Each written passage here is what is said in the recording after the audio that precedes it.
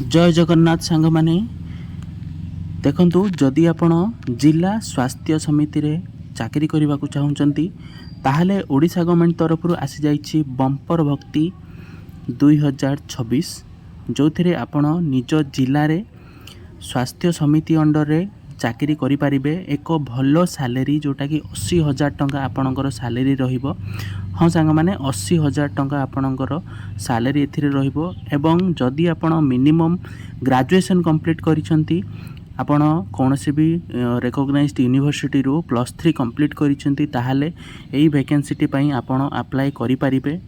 देखंतु आपणकर स्वास्थ्य ओ एवं परिवार कल्याण विभाग तरफ एई वैकेंसी आसी जाइछि जो थिरे आपण अप्लाई कले निश्चित भाव में चाकरी पाइबे निज जिले रे एवं आपणकर वैकेंसी रे बहुत भल सैलरी सहित आपण जॉब टी को कंटिन्यू करि परिबे एवं गोटे भल फ्यूचर बनै परिबे। तो वीडियो रे आगो को बढ़िया पूर्व प्रथमे चैनल टी को सब्सक्राइब कर दियंतु, पाखरे थिबा बेल आइकन टी को प्रेस करंतु एवं लाइक एवं शेयर निश्चित भाव में करंतु।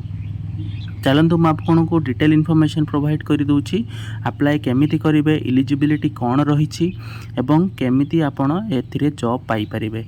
देखंतु ऑर्गेनाइजेशन नेम रही जिला स्वास्थ्य समिति रायगड़ा डिस्ट्रिक्ट रे बाहरी। जॉब आपणकर कॉन्ट्रैक्चुअल रहुची। कैटेगरी देखंतु स्टेट गवर्नमेंट जॉब आपणकर एटा गोटे गवर्नमेंट जॉब रहिबो ओडिशा स्टेट गवर्नमेंट अंडर रे। नेम ऑफ द पोस्ट कौन कौन रही देखंतु physiotherapist, psychiatric nurse, block accounts manager, senior technical supervisor, community supervisor. Total post आपणकर 6टी रही। एप्लिकेशन मोड आपणकर वॉक इन इंटरव्यू एथिरे देखंतु कौनसी एग्जाम होबो नाही, आपण केवल इंटरव्यू देकी चाकरी करि परिबे। किए किए अप्लाई करेंगे ऑल ओडिशा कैंडिडेट्स एथिरे आपणकर अप्लाई करबा पई एलिजिबल अछंती। तो ए सुजोगटी को केबे भी हाथ छड़ा करंतु नाही, निश्चित भाव में अप्लाई करंतु। एवं एथिरे देखंतु क्वालिफिकेशन कौन रहुची, एलिजिबिलिटी क्राइटेरिया कौन रहुची। Candidate must have completed passed MBBS, BAMS, BHMS, BUMS graduation, PG diploma computer diploma BSc nursing, GNM ए सब जदि आपण करिसंती ताहाले निश्चित भाव में ए पोजीशन पई आपण अप्लाई करि परिबे। देन आपणकर रही एज क्राइटेरिया मिनिमम 21 वर्ष जदि आपण निश्चित भाव में अप्लाई करंतु, मैक्सिमम 42 वर्ष पर्यंत रही। एज पर दी गवर्नमेंट रूल आपणकर रिलैक्सेशन भी आपन को मिलिबो आपण जो कैटेगरी रे हेइथिबे। देन आपणकर सैलरी देखंतु 15,000 रु 80,000 पर्यंत आपणकर पर मंथ सैलरी रहिबो। सिलेक्शन प्रोसेस आपणकर एज पर नोटिफिकेशन जिला स्वास्थ्य समिति recruitment 2026 interview and document verification आपणकर रही। पुणी थरे मु कहि रखुची एथिरे आपणकर कौनसी भी रिटन एग्जाम होबो नाही। तो केवल इंटरव्यू एवं आपण इंटरव्यू रे सिलेक्शन हैला परे आपणकर डॉक्यूमेंट वेरिफिकेशन हेबो। देन आपणकर जॉब पक्का हे जिवो, आपण भलो सैलरी रे जॉब टी पाई जिवे।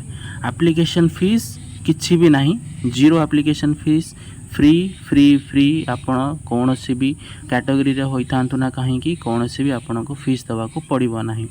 देन आपणकर रहिला क्वालिफिकेशन डॉक्यूमेंट्स सर्टिफिकेट सब आपणकर मैट्रिक +2 +3 जहाँ भी आपण क्वालिफिकेशन अच्छी, photos, ID card, caste certificate, experience थिला कि एक्सपीरियंस सर्टिफिकेट निहाती भाव में आपण प्रोवाइड करेंगे। देन आपणकर अप्लाई डेट ऑलरेडी स्टार्ट हो सारी। देखो बंधुगण स्टार्ट हो सारी अप्लाई डेट। इंटरव्यू डेट आपणकर 19 तारीख हम 19/8/2026 आपणकर इंटरव्यू रही 10:30 AM रु 12टा नून।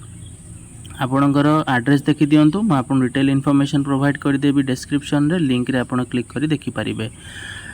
यह थिला आजिर डिटेल इनफॉरमेशन जिला स्वास्थ्य समिति रिक्रुटमेंट पाई। वीडियोटी भलो लागिथिले निश्चित भाव में शेयर करिवे।